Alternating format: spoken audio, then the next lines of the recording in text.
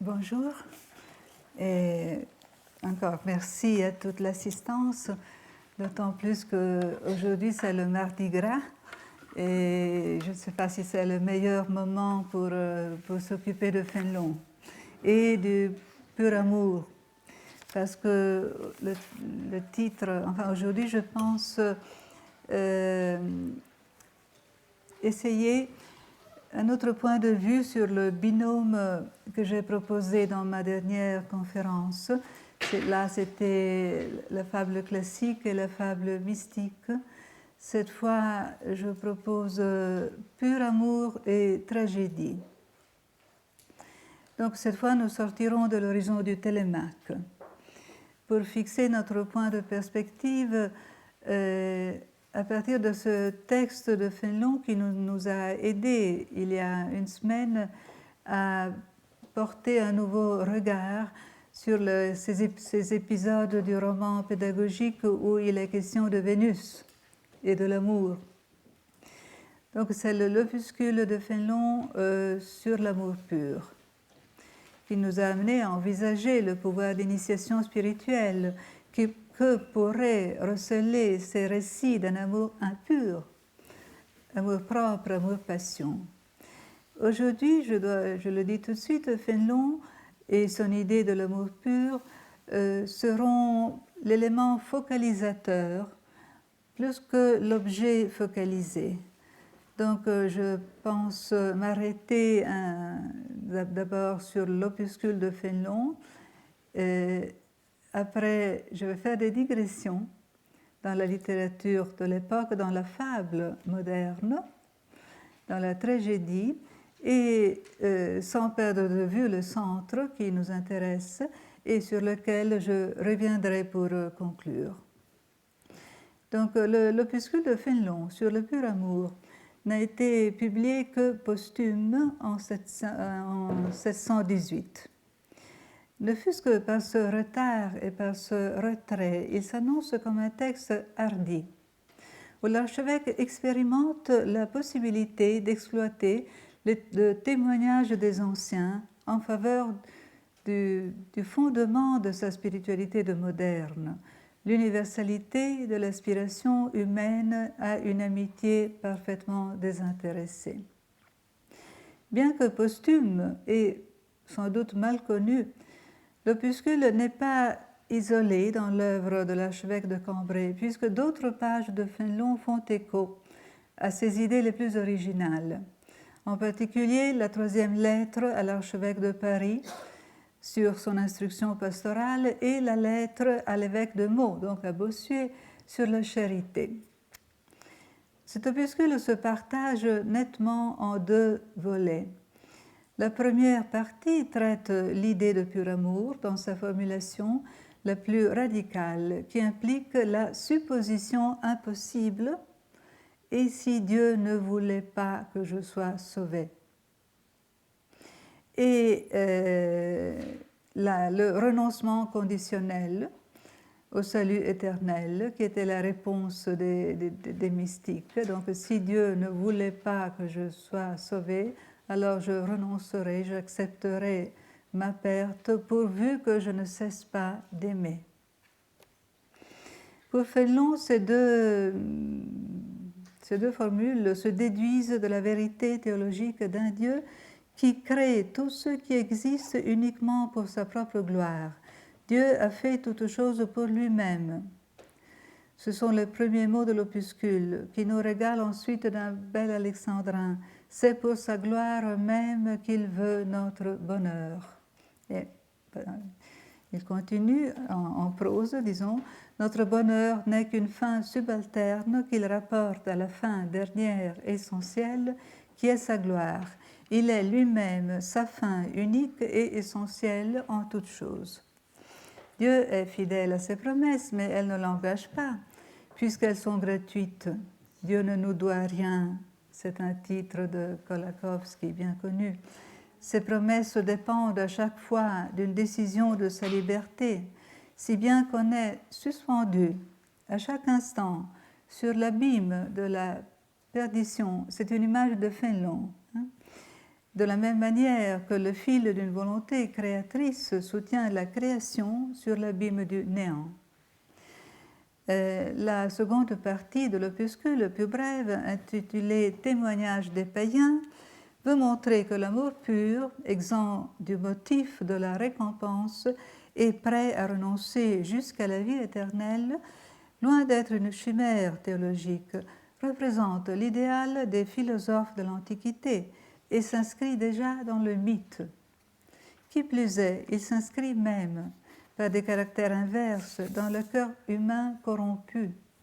Avant de citer Cicéron et Socrate, Fénelon reconnaît dans la tyrannie totalitaire de l'amour-propre la contre-preuve de l'absolu auquel doit parvenir un véritable amour. L'amour-propre est sans doute en ce sens le parfait modèle de l'amitié désintéressée. C'est un beau paradoxe. Si bien que l'amitié, avec ses susceptibilités, la passion avec sa jalousie, l'amour de soi avec son avidité, deviennent, de façon paradoxale mais réelle, une école du pur amour. L'opuscule formule ensuite une définition très platonicienne de l'amour pur, en tant que seul amour du beau, du bon, du vrai, du parfait en lui-même. Caractérisé par une vocation à l'extase, Platon dit souvent que l'amour du beau est tout le bien de l'homme, que l'homme ne peut être heureux en soi et que ce qu'il y a de plus divin en lui, c'est de sortir de soi par l'amour. Et il en va chercher dans les terres lointaines de la fable un exemple que Fénelon prédilige et sur lequel il revient plus d'une fois, c'est-à-dire l'exemple d'Alceste, l'héroïne d'Euripide, qui a donné sa vie pour son époux. Une vie sans aucune promesse d'éternité.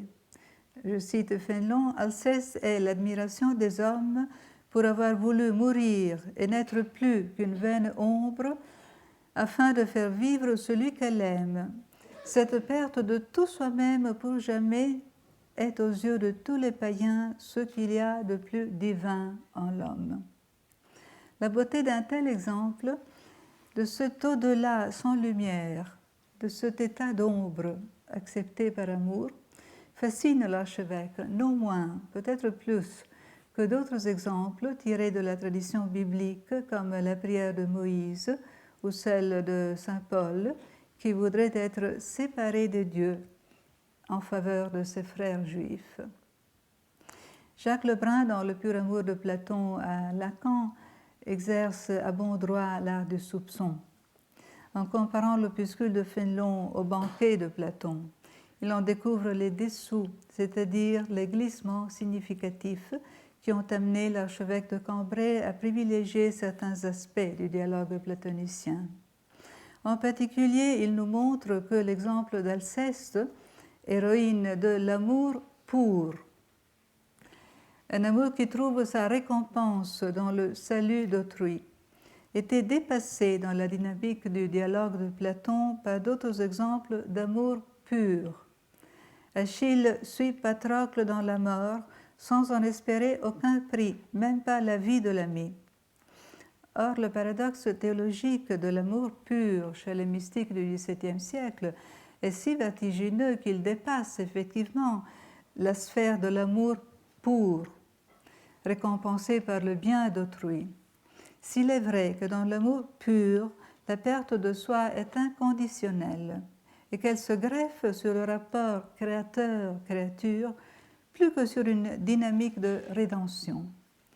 L'opuscule lui-même le souligne avec cette écriture neutre, quelqu'un a dit écriture blanche, où semble s'enliser le pathos de l'aventure spirituelle.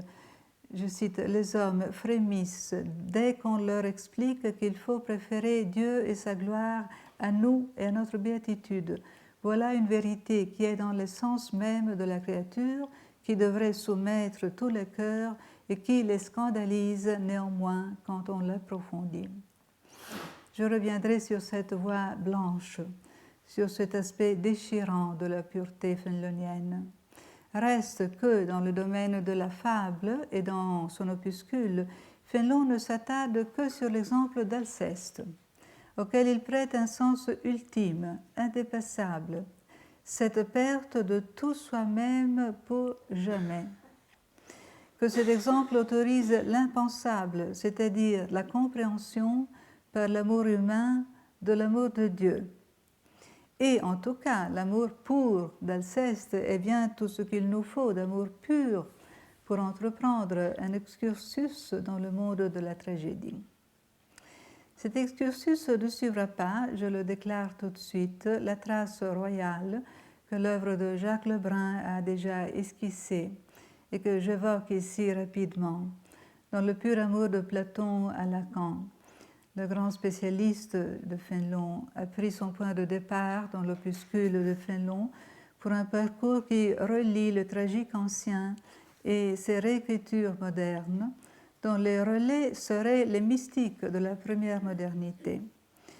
Les textes anciens sont sollicités par des clés de lecture propres à notre époque et aptes à dire son cœur de ténèbres.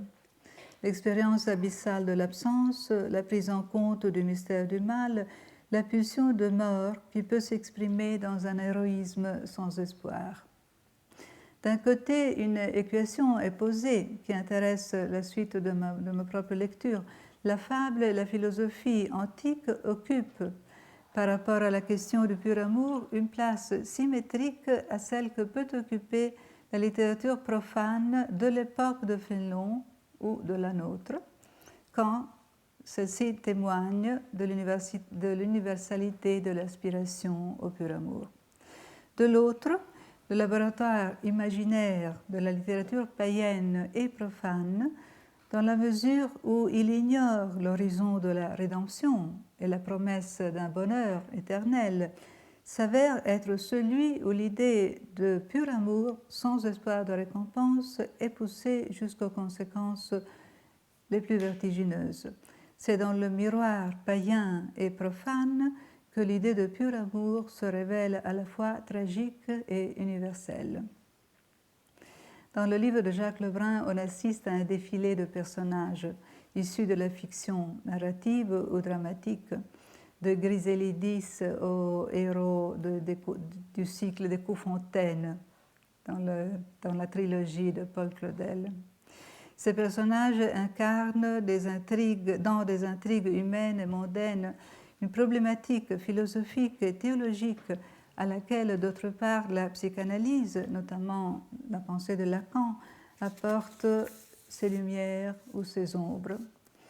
Le pur amour, idée limite, paradoxe théologique qu'on ne peut regarder fixement, non plus que le soleil ou la mort, trouve de nouvelles configurations dans les textes mystiques depuis Eckhart jusqu'à Böhme, en passant par le XVIIe siècle français, serait la référence secrète. En particulier, c'est la trilogie de Claudel, commentée par Lacan dans son séminaire, comme c'est bien connu, le séminaire sur le transfert, qui dessine à partir de ce principe les conditions limites d'une tragédie moderne. Dans L'Otage, Cygne, ce personnage au nom d'oiseau, proteste le curé de Torcy de Bernanos.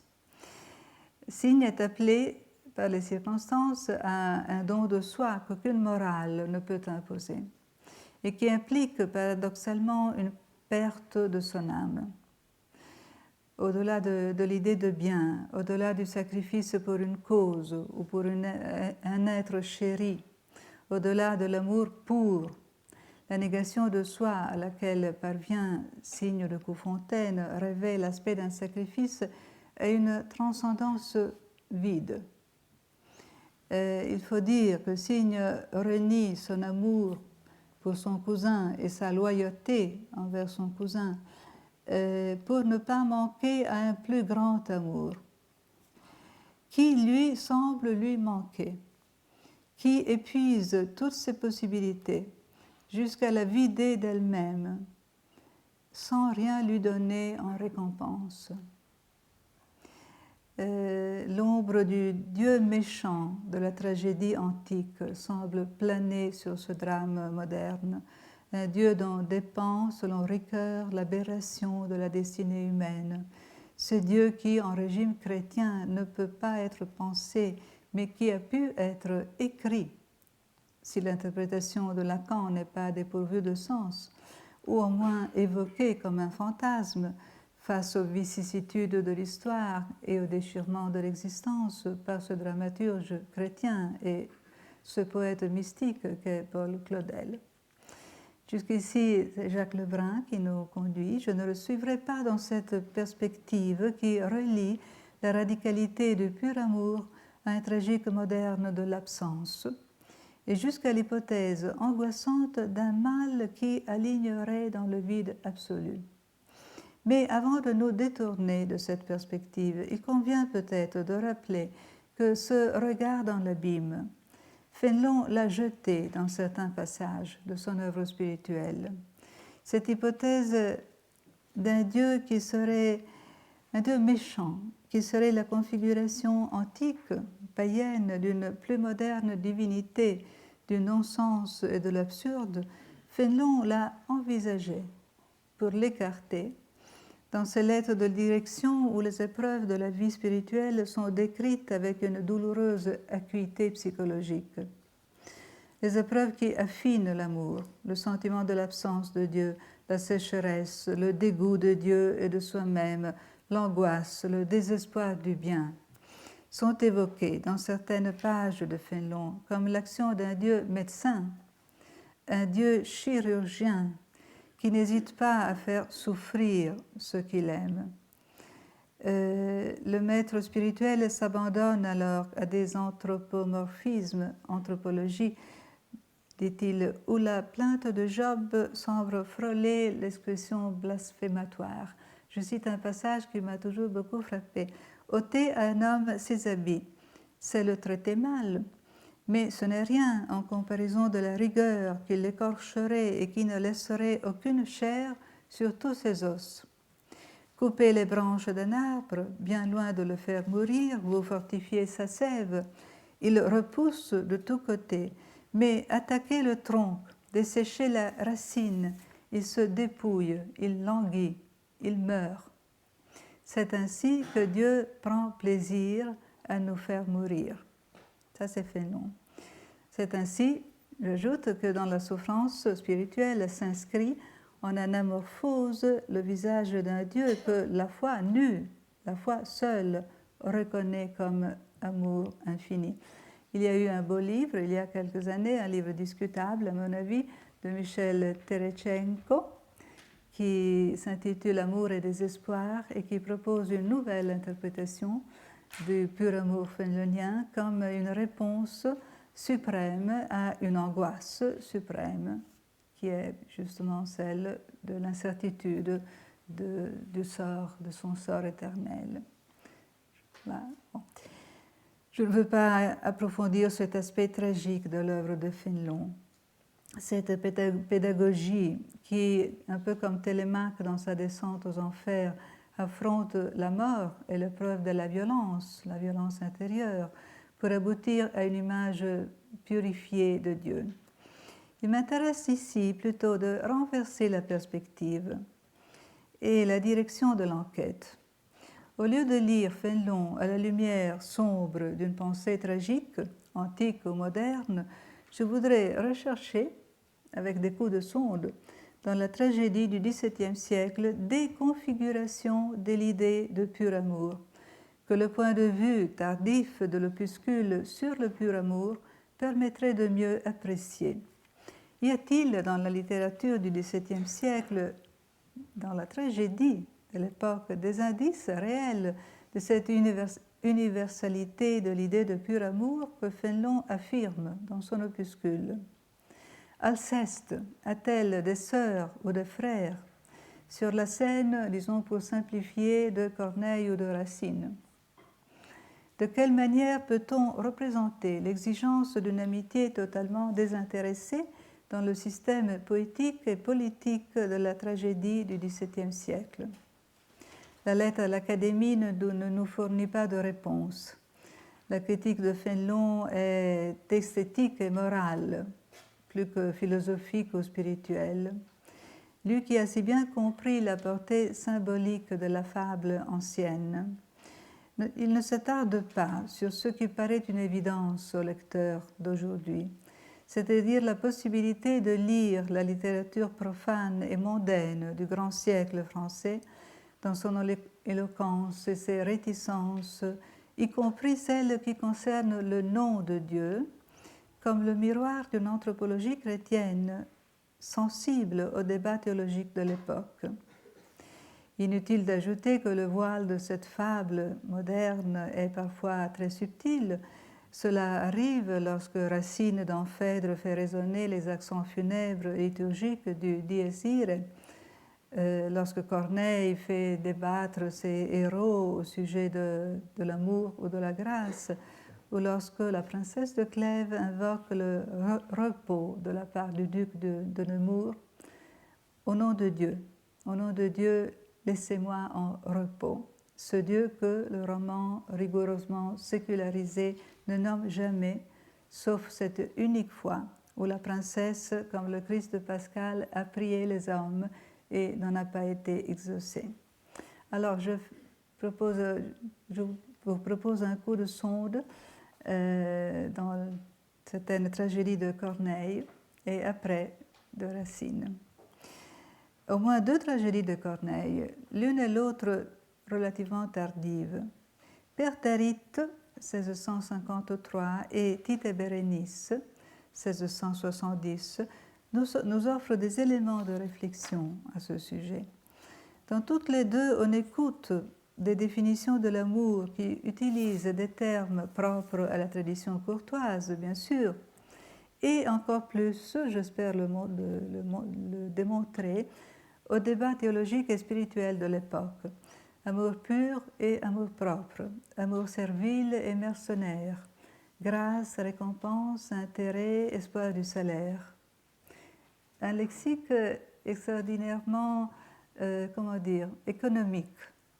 On commence à avoir le goût de cet utilitarisme qui va devenir la philosophie caractéristique de la fin du XVIIe et surtout du XVIIIe siècle. La précision de ce lexique contraste remarquablement avec les situations de l'énonciation. Prenons Pertharite, l'une des tragédies les plus malheureuses de Corneille, mais aussi l'une de celles qui nous apparaissent aujourd'hui les plus intéressantes en tant que laboratoire de thèse morale extrême et de renversement inattendu. Nous sommes en Lombardie, au cœur d'un Moyen-Âge bien reculé et sombre, que Corneille visite un peu comme une frontière et comme un miroir déformant de toute image d'héroïsme. Une femme fière, Edwige, fiancée au roi Grimoald, est trahie, comme l'Hermione de Racine, par son fiancé, qui lui préfère Rodelinde, la reine prisonnière, veuve supposée du malheureux roi Pertharite. Edwige tente de persuader Garibalde à lui ramener l'infidèle. Garibalde est en effet le conseiller du roi Grimoald, mais il se trouve qu'il aspire lui-même à la main d'Edwige. C'est un peu l'antécédent de l'Andromaque de Racine. Puisqu'il objecte qu'obéir à Edwige reviendrait à favoriser un rival et à contrecarrer ses propres espoirs, Edwige s'abandonne entièrement à ses prétentions d'être aimée sans espoir de récompense. Je cite les vers d'Edwige. « Sans songer qu'à me plaire, exécuter mes lois, et pour l'événement, laisser tout à mon choix. Souffrez qu'en liberté, je l'aime ou le néglige. L'amant est trop payé quand son service oblige, et quiconque en aimant aspire à d'autres prix n'a qu'un amour servile et digne de mépris. Le véritable amour jamais n'est mercenaire. Il n'est jamais souillé de l'espoir du salaire. Il ne veut que servir et n'a point d'intérêt qu'il n'immole à celui de l'objet qui lui plaît. » Et elle ajoute de façon encore plus claire « Aimez-moi plus que vous ou cessez de m'aimer ». En soulignant son droit inscrutable, digne d'un souverain absolu ou d'un Dieu dégagé de ses propres promesses, à récompenser non pas comme l'on s'acquitte d'une dette, mais comme l'on octroie une grâce. On peut attendre tout de qui ne promet rien. Beaucoup plus tard, dans Tite et Bérénice, une autre femme, Domitie, au nom de sa gloire, prétendra de son amant Domitien quelque chose de contraire aux intérêts de leur amour, c'est-à-dire qu'il s'engage à séparer Bérénice de Tite et à favoriser les noces de la même Domitie avec l'empereur. Cette fois, Domitie ne veut pas reconquérir en Tite l'homme qu'elle aime, mais tout simplement le trône impérial. Elle demande justement à ce Domitien, auquel elle lie au contraire un ancien pacte amoureux. Que répondra Domitien? C'est un dur dialogue, semblable à une négociation, où au lieu de baisser le prix, on joue à la hausse, jusqu'à glisser vers un chantage féroce. C'est un dialogue serré. Domitien, parlons à cœur ouvert, madame, et dites-moi quel fruit je dois attendre enfin d'un tel emploi. Domitie, voulez-vous, pour servir, être sûr du salaire? Seigneur, et n'avez-vous qu'un amour mercenaire? Domitien, je n'en connais point d'autre, et ne conçois pas bien qu'un amant puisse plaire en ne prétendant rien. Domitie, que ces prétentions sentent les âmes basses. Domitien, les dieux à qui les sert font espérer des grâces. Domitie, croyez-moi généreuse et soyez généreux. N'aimez plus ou n'aimez que comme je le veux. Je sais ce que je dois, un amant qui m'oblige, mais j'aime qu'on l'attend et non pas qu'on l'exige. Et qui peut immoler son intérêt au mien peut se promettre tout de qui ne promet rien.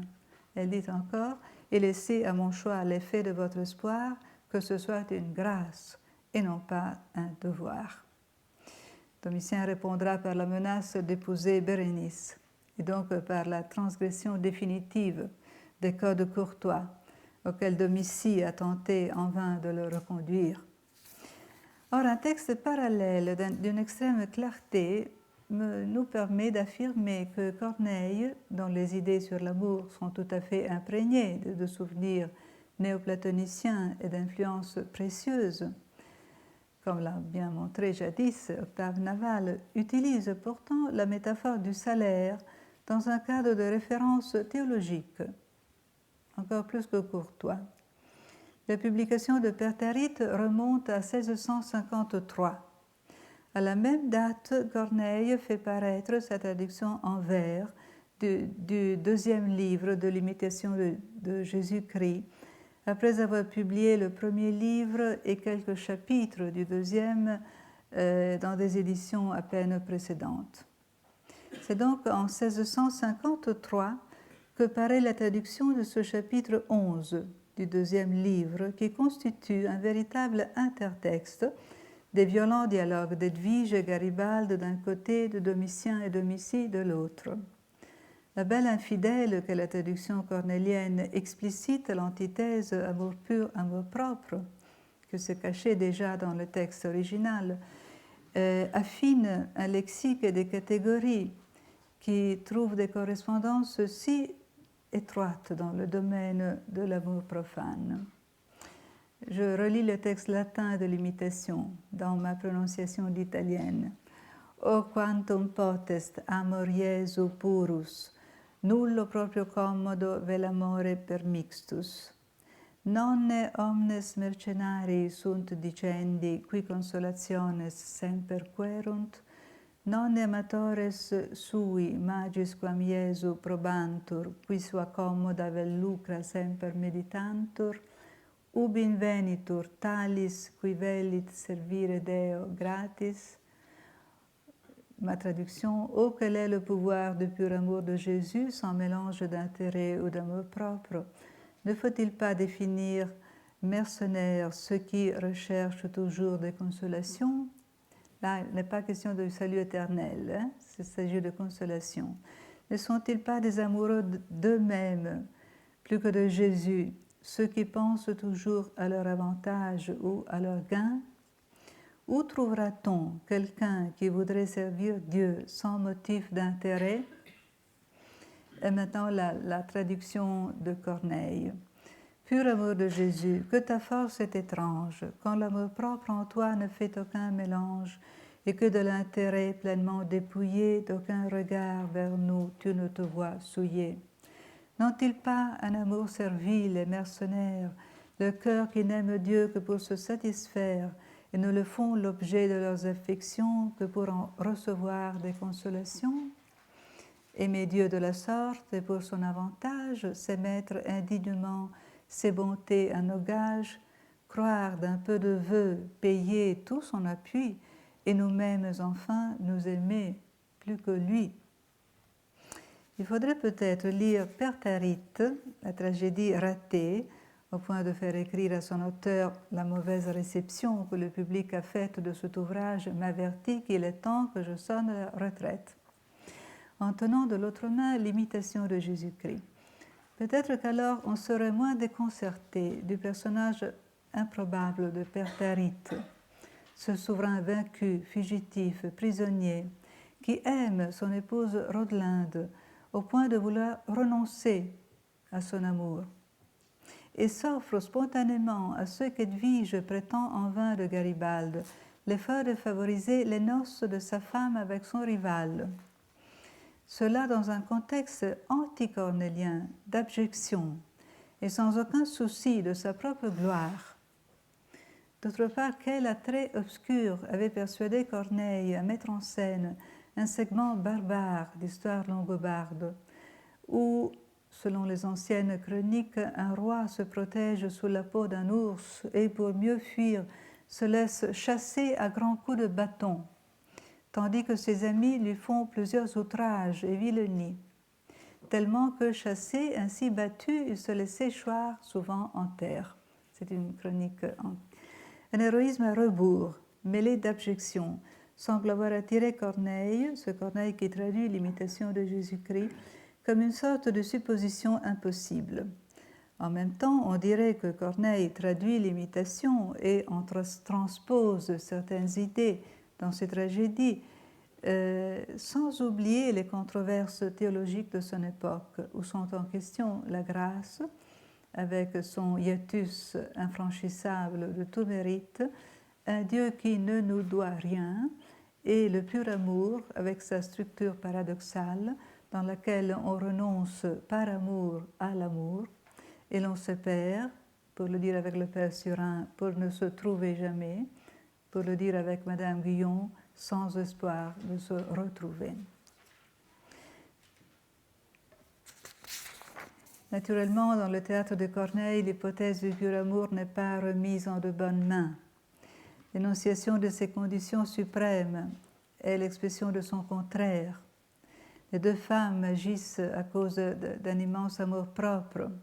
Elles sont la preuve vivante de la thèse fénelonienne selon laquelle les exigences aveugles de la passion et celles encore plus radicales de l'amour-propre offrent le modèle, l'anamorphose à redresser pour connaître ce qu'est l'amour pur. Mais le théâtre de Corneille prête une attention plus profonde, me semble-t-il, à ce thème. J'ai parlé du roi Pertharite qui renonce au royaume pour avoir Rodelinde, qui renonce à Rodelinde pour qu'elle puisse, se mariant avec Grimoald, l'usurpateur, avoir un royaume. Et dans l'apothéose finale, il obtiendra, comme d'habitude chez Corneille, l'épouse et le royaume. Mais quelque chose d'étonne dans ce dénouement, puisque c'est la générosité de l'usurpateur qui le rend possible. Et donc c'est à celui-ci qu'en revient la gloire. L'amour oblatif qui accepte l'humiliation et le renoncement mérite finalement la récompense, mais dépourvu de gloire. Tite et Bérénice approfondit le thème et semble le renverser. La tragédie établit une sorte de symétrie entre Domitie, qui prétend l'amour pur des autres, et Bérénice, qui aime, elle, d'un amour vrai.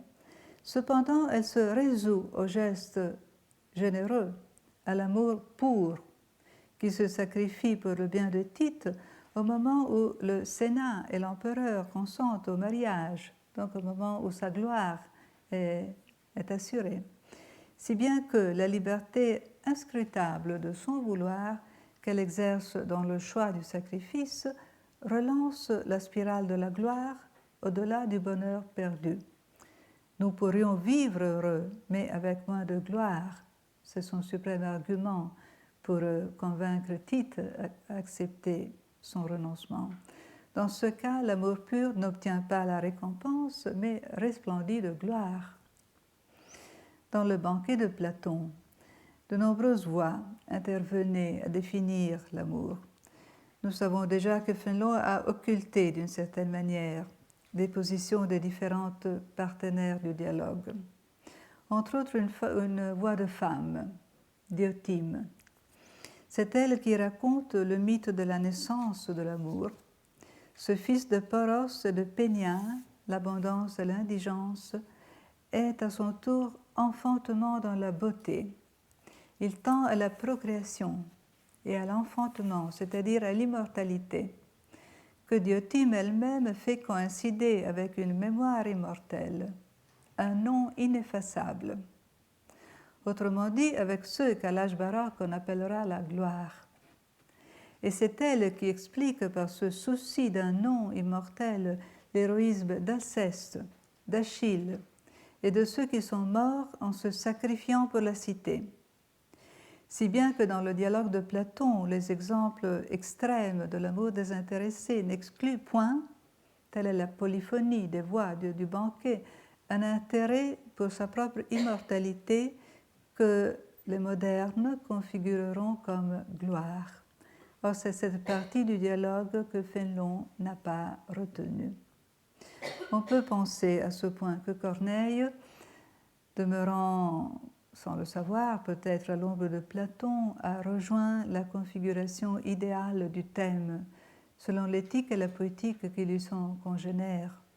C'est l'éthique de l'idéalisme héroïque du 1er et XVIIe siècle. La reconnaissance mondaine et la pureté de la valeur ne sont pas disjointes. La gloire séparée du bonheur, mais unie à une espèce de joie. C'est la définition de gloire que donne Descartes dans Les Passions de l'âme.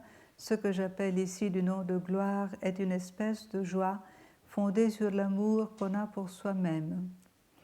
Donc la gloire se configure comme hyperbole, éclat, magnificence, et en même temps elle est fille du paradoxe, oxymore perpétuel, solution de l'insoluble, nouvel élan des situations bloquées propres à la tragédie implexe.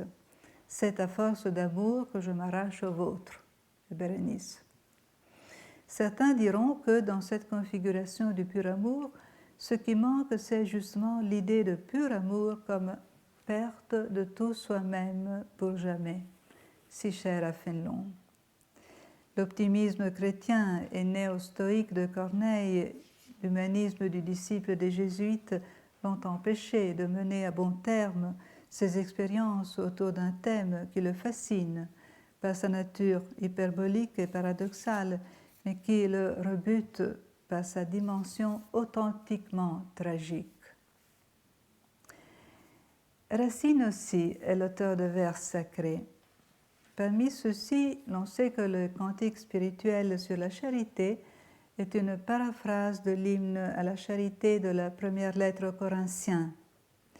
L'allusion à un cœur que jamais ne touche le soin de son propre intérêt renvoie donc au texte de saint Paul, non querit que sua sunt, selon la Vulgate, plus qu'à des débats contemporains. Et en effet, rien dans l'œuvre de Racine, poète sacré ou traducteur de textes liturgiques, ne témoigne d'une attention particulière à la problématique de l'amour entre désintéressement et récompense. Le thème de l'amour pur se rattache à une idée absolue des droits du Dieu créateur. Or, la spiritualité de Port-Royal, le lieu où Racine a son point de départ, est centrée sur le drame de la rédemption. Elle a, on le sait, des accents profondément eucharistiques. Le moment venu, les théologiens de Port-Royal déclareront toute leur opposition aux thèses les plus caractéristiques de la mystique du XVIIe siècle. sans vouloir ici parcourir à nouveau cette dense histoire de différents langages spirituels et de leur affrontement réciproque, je me borne à rappeler ce qu'on sait très bien, c'est-à-dire que s'il y a une mystique de Port-Royal redevable aux suggestions de l'école oratorienne, et de Condrin en particulier, elle est polarisée autour de l'idée de sacrifice, à laquelle l'arrière-plan de l'anthropologie négative d'origine augustinienne prête une vaste résonance. Bien sûr, le thème du sacrifice est un terrain commun aux différentes spiritualités du grand siècle. En citant Corneille, nous avons rencontré 2 fois le verbe immoler. L'opuscule de Fénelon ressasse l'idée de sacrifice. Le théâtre de Racine s'ouvre dans sa tragédie la plus sombre, la Thébaïde, avec l'exemple lumineux d'un Christ mythologique au sacrifice inutile, Ménécée, le plus jeune du clan familial, qui accomplit l'un de ces gestes capables de signifier, selon le banquet de Platon, la perfection de l'amour, le sacrifice de soi pour le salut de la cité. Le pur amour, confié ici à un personnage qui n'apparaît même pas sur la scène, s'introduit dans le théâtre de Racine avec la célèbre sourdine, chère à Léo Spitzer. Cette sourdine qui se renouvelle dans la simplicité, dans le naturel d'Andromaque qui va vers l'autel de ses noces avec Pyrrhus pour faire à nouveau ce qu'ont fait Alceste et Achille, sauver dans son fils ce qui lui reste d'Hector et suivre Hector dans le pays des ombres. Sans vouloir retracer les nombreuses occurrences du thème du sacrifice dans le théâtre de Racine, entre sacré et profane, je m'attarde seulement sur cette tragédie que le poète écrivit en compétition avec un Corneille vieillissant, Bérénice. Dont la nature élégiaque et la tristesse majestueuse font prévaloir la dimension de l'intériorité sur celle de l'action. Tandis que Corneille avait placé à côté de Tite et Bérénice le couple avide et inquiet de Domitien et Domitie, Racine se borne à l'invention d'Antiochus, la 3e roue, l'homme inutile, dont la critique de l'époque discuta longuement la raison d'être et que la critique d'aujourd'hui considère simplement comme la caisse de résonance d'un tragique élégiaque, poignant et nouveau. Type du mélancolique, comme Oreste dans Andromaque, Antiochus n'assure pas la fonction dramatique d'Oreste qui lance et relance l'action dans ses tentatives de conquérir Hermione. Les caractéristiques de cet amoureux qui joue le rôle du confident des amours d'autrui, un rôle structurellement servile, bien qu'il soit roi. Donc, ces caractéristiques sont l'attente, l'inaction, jusqu'à la scène finale de la tragédie où il se passe quelque chose d'absolument singulier. Donc, Bérénice et Titus sont seuls sur la scène. Leur amour a pris le pli cruel du chantage réciproque. Ils agitent l'un et l'autre le fantasme de leur propre mort comme une menace pour l'autre. Loin de la promettre, tel Achille dans le banquet, en signe d'amour. Bérénice s'est laissée tomber sur une chaise, la fameuse chaise qui revient dans le théâtre de Racine pour les femmes qui ont perdu toute maîtrise d'elles-mêmes. C'est à ce moment-là qu'entre Antiochus à contretemps et dans l'équivoque. Antiochus qui a épié d'acte en acte de façon anti-héroïque les différends entre Bérénice et Titus. Antiochus qui, parfaite incarnation ante litteram du paradigme freudien de deuil et mélancolie, a prononcé des vers de dégoût de lui-même, tellement déconcertants qu'ils disparaîtront dans l'édition définitive de la tragédie. À plus forte raison, il mérite d'être rappelé ici. Malheureux que je suis, avec quelle chaleur j'ai travaillé sans cesse à mon propre malheur. C'en est trop, je rougis de toutes mes faiblesses, désespéré et confus à moi-même odieux, Laisse-moi, il parle à son confident, je me veux cacher même à tes yeux. Antiochus, qui fou de compassion pour Bérénice, poussé donc par une émotion que les moralistes de l'époque méprisaient, a essayé de lui ramener Titus, pénétrant ainsi par une entrée secondaire dans la sphère de l'amour pur. Face aux amants qu'il croit réconciliés, il annonce à son tour de façon solennelle sa propre mort. L'extrême singularité de cette situation, c'est que le roi serviteur, le double crépusculaire, le personnage jugé inutile, s'élève tout d'un coup au sommet de l'amour pur, offrant sa propre mort comme sacrifice, et un sacrifice remarquablement semblable, toute proportion gardée, à celui qu'inspirait la supposition impossible des mystiques, car il s'offre au courroux des dieux, métaphore mythologique d'un Dieu qui condamne, pour le détourner du sort des deux amants. Je cite, « Oui, madame, vers vous j'ai rappelé ces pas. Mes soins ont réussi, je ne m'en repens pas. Puisse le ciel verser sur toutes vos années 1000 prospérités l'une à l'autre enchaînées. Ou, s'il vous garde encore un reste de courroux, je conjure les dieux d'en épuiser les coups qui pourraient menacer une si belle vie sur ces jours malheureux que je vous sacrifie. » Bérénice se lève alors et elle dicte les règles ultimes du jeu tragique, c'est le dénouement qui commence.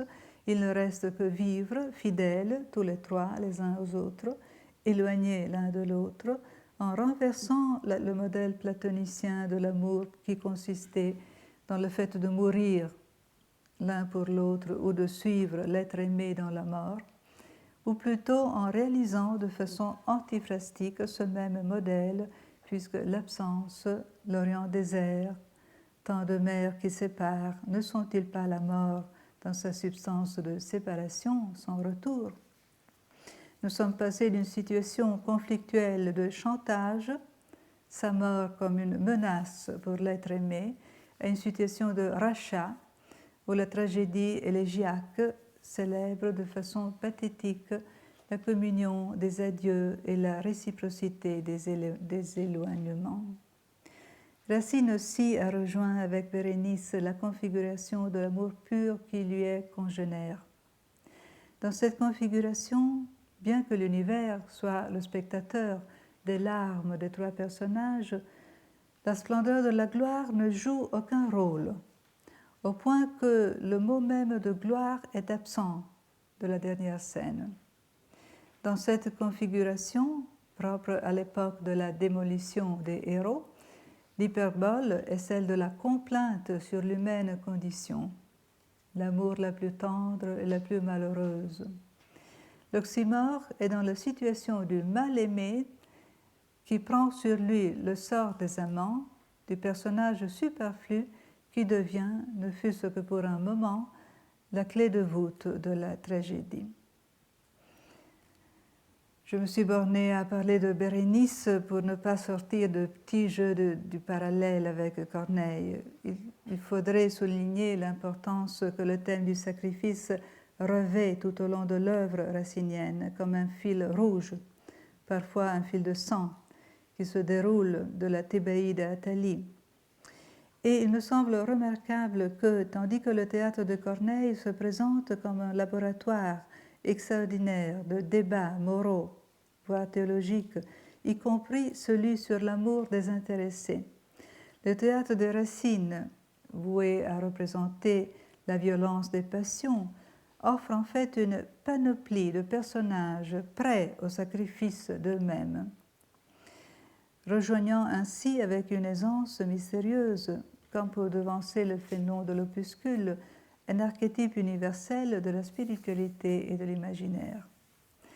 Pour conclure le petit jeu du parallèle, soulignons que si chez Corneille la question de l'amour pur est enchâssée dans une problématique de l'héroïsme, vrai ou présomptif, chez Racine, cette disposition à laquelle il ne donne aucun nom particulier est le plus souvent l'apanage des minores, de Ménécée, le plus jeune, d'Andromaque, veuve et prisonnière, de Junie, qui a grandi dans l'ombre et dans les larmes, d'Antiochus, ébloui par la gloire de Titus, de la tendre Iphigénie, d'Esther, tremblante et seule, de l'enfant Joas au moment où les gestes qui précèdent son couronnement lui apparaissent comme les rites préparatoires d'un sacrifice.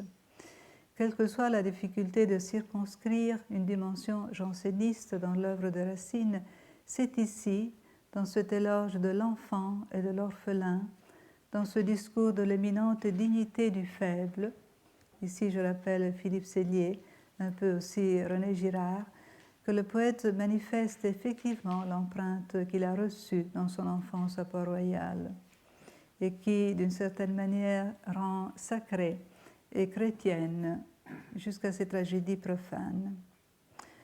Or, Fénelon, anti-janséniste bien sûr, n'aurait-il pas pu tendre l'oreille au-delà des voix, des passions, du théâtre tragique de l'époque, à cette note pure, qui était aussi sa propre note?